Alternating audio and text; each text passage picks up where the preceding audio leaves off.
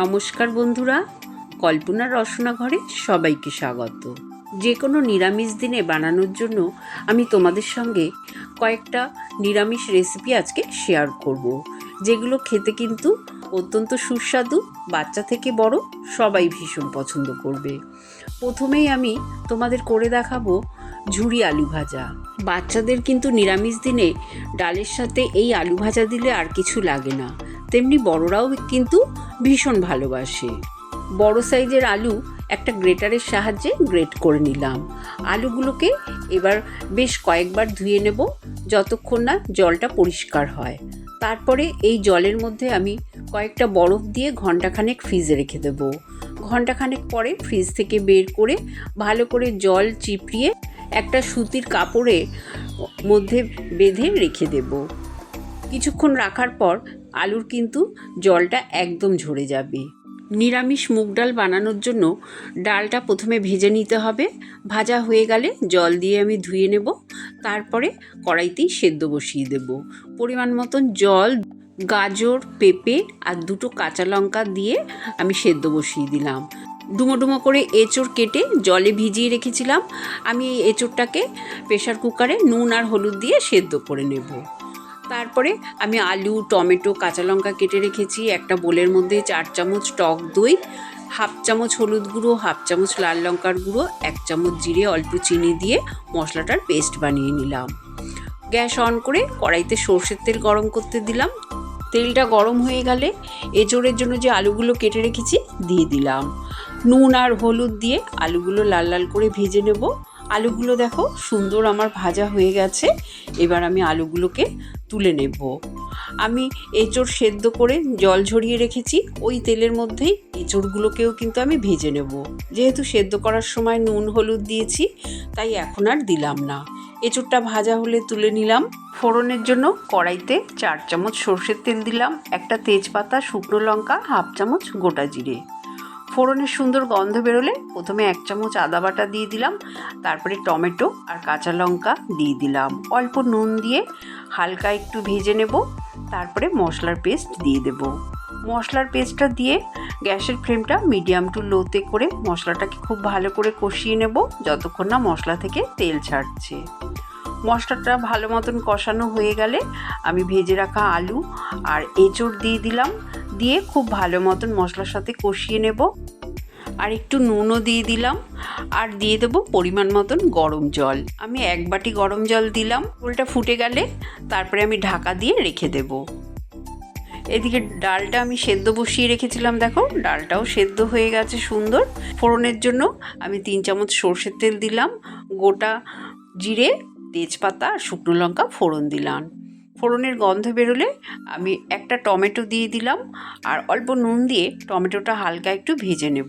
তারপরে মুগ ডালটা দিয়ে দিলাম। মুগ ডালটা দিয়ে নাড়াচাড়া করে আমি পরিমাণ মতন গরম জল, 4টে চেরা কাঁচা লঙ্কা, স্বাদ অনুযায়ী নুন, হাফ চামচ হলুদ গুঁড়ো দিয়ে ডালটাকে খুব ভালো করে ফুটিয়ে নিলাম। ফুটে গেলে গ্যাসের ফ্লেমটা লোতে করে ঢাকা দিয়ে কিছুক্ষণ ডালটাকে আরও ফুটিয়ে নেব। এদিকে আমি যে এঁচোড় ঢাকা দিয়ে রেখেছিলাম, দেখো এঁচোড়টাও কিন্তু হয়ে গেছে, আলুটাও সুন্দর গলে গেছে। এবার আমি দিয়ে দেব হাফ চামচ গরম মশলার গুঁড়ো, 1 চামচ ঘি দিয়ে ভালো করে নাড়াচাড়া করে মিশিয়ে গ্যাসের ফ্লেম বন্ধ করে দিলাম। তৈরি হয়ে গেল সুস্বাদু নিরামিষ এঁচোড়। এদিকে আমি ডালের ঢাকনাটাও তোমাদের খুলে দেখাচ্ছি, দেখো ডালটাও আমার হয়ে গেছে। সব শেষে আমি ডালে দিয়ে দিলাম হাফ চামচ ভাজা জিরের গুঁড়ো আর হাফ চামচ ঘি, 1 মুঠো কুচানো ধনেপাতা। ধনেপাতাটা থাকলে দেবে, না থাকলে নাও দিতে পারো। তৈরি হয়ে গেল সুস্বাদু মুগ ডাল। আলু পোস্ত বানানোর জন্য কড়াইতে সর্ষের তেল গরম করতে দিলাম। সর্ষের তেলটা গরম হয়ে গেলে একটা শুকনো লঙ্কা আর 5 ফোড়ন ফোড়নে দিয়ে দিলাম। সুন্দর গন্ধ বেরোলে ফোড়নের আলুগুলো দিয়ে দেব। আলুগুলো দিয়ে পরিমাণ মতন নুন দিয়ে দেব। নুনটা দিয়ে আলুগুলোকে হাই ফ্লেমে 2-3 মিনিট ভালো করে নাড়াচাড়া করে নেব। তারপরে গ্যাসের ফ্লেমটা কমিয়ে রাখবো। আলুটা ভাজা হতে হতে শিলনোড়ায় পোস্ত বেটে নেব। 2 চামচ পোস্ত, 2টো কাঁচা লঙ্কা আর অল্প একটু নুন দিয়ে অল্প অল্প করে জল দিয়ে পোস্তটা মিহি করে বেটে নেব। যেহেতু এখানে খুব অল্প পোস্ত, তাই আমি শিলনোড়াতেই বেটে নিলাম। বাটা হয়ে গেলে একটা বাটিতে তুলে নিলাম। এদিকে আমার আলুটাও ভাজা হয়ে গেছে, দেখো তোমাদের দেখিয়ে দিচ্ছি নাড়াচাড়া করে। তারপরে আমি পোস্ত বাটা দিয়ে দেব। পোস্ত বাটা দিয়ে আবারও আমি 2-3 মিনিট একটু ভালো করে কষিয়ে নেব। তারপরে পোস্তর বাটিটা দিয়েই আমি 1 বাটি জল দিয়ে দিলাম। খুব বেশি তো জল দেওয়ার দরকার নেই, কারণ পোস্ত একটু মাখা মাখা হলেই খেতে ভালো হয়। আলু পোস্তটা যখন বেশ ফুটে যাবে, গ্যাসের ফ্লেমটা কমিয়ে ঢাকা দিয়ে 5-7 মিনিট রেখে দেবো। তারপরে তোমাদের আমি ঢাকনাটা খুলে দেখিয়ে দিচ্ছি। দেখো 5-7 মিনিট পর আলু পোস্ত একদম তৈরি হয়ে গেছে, বেশ মাখো মাখো হয়ে গেছে, আলুগুলো তো সুন্দর গলেই গেছে। এবার সব শেষে আমি দিয়ে দিলাম 1/2 চামচেরও কম চিনি, কারণ পোস্ত একটু মিষ্টি মিষ্টি হলেই খেতে ভালো লাগে। আর 2টো চেরা কাঁচা লঙ্কা, 1 চামচ কাঁচা সরষের তেল দিয়ে গ্যাসের ফ্লেমটা বন্ধ করে দেব। তৈরি হয়ে গেল সুস্বাদু আলু পোস্ত। এবার গ্যাস অন করে আমি 2 চামচ সরষের তেল দিলাম, 1/2 চামচ 5 ফোড়ন আর একটা শুকনো লঙ্কা ফোড়ন দিলাম। ফোড়নের গন্ধ বেরোলে 4টে আমি টমেটো কুচিয়ে রেখেছিলাম দিয়ে দিলাম। আর স্বাদ অনুযায়ী নুন দিয়ে টমেটোগুলোকে নাড়াচাড়া করে গ্যাসের ফ্লেম লোতে করে ঢাকা দিয়ে রেখে দেব, যতক্ষণ না টমেটোটা গলে যাচ্ছে। এবার দেখো ঢাকনা খুলে দেখাচ্ছি, টমেটোটা সুন্দর গলে গেছে। 3টে টমেটো পেস্ট করে রেখেছিলাম, সেই টমেটো পেস্ট দিলাম। কাশ্মীরি লাল লঙ্কার গুঁড়ো দিলাম, ভালো করে নাড়াচাড়া করে পরিমাণ মতন চিনি দিয়ে দিলাম। চিনিটা দিয়ে খুব ভালো করে নাড়াচাড়া করে নেব। গ্যাসের ফ্লেমটা এই সময় মিডিয়াম টু লোতে রাখবো, যতক্ষণ না চিনিটা মেল্ট হচ্ছে। চিনিটা গলে গেলে আমি দিয়ে দিলাম খেজুর, আমসত্ত্ব, কাজু বাদাম আর কিশমিশ, সব কিছু দিয়ে খুব ভালো করে মিশিয়ে দেব। তারপরে আমি দিয়ে দেব অল্প করে বিট নুন, এতে স্বাদটা খুব ভালো হবে। আর 5 ফোড়ন শুকনো লঙ্কা শুকনো খোলায় ভেজে গুঁড়ো করে নিয়েছি, সেই গুঁড়ো মশলাটা দিলাম। সব শেষে অর্ধেক লেবুর রস দিয়ে গ্যাসের ফ্লেম বন্ধ করে দিলাম। এবার গ্যাস অন করে আমি একটা ফ্রাইং প্যানে বেশ কিছুটা রিফাইন তেল গরম করতে দিলাম। তেলটা গরম হয়ে গেলে প্রথমে আমি 4টে শুকনো লঙ্কা ভেজে তুলে নিলাম। তারপরে ওই তেলের মধ্যে দিয়ে দিলাম 1 মুঠো চিনেবাদাম।